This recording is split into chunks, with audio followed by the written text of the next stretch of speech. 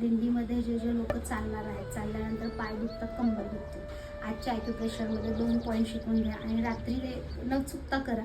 आपल्याबरोबर थोडीशी मेथी आणि डॉक्टर टेप ठेवा आणि सकाळी उठल्यावर मेथी आणि डॉक्टर टेप फेकून द्या आणि मिरॅकल्स बघा.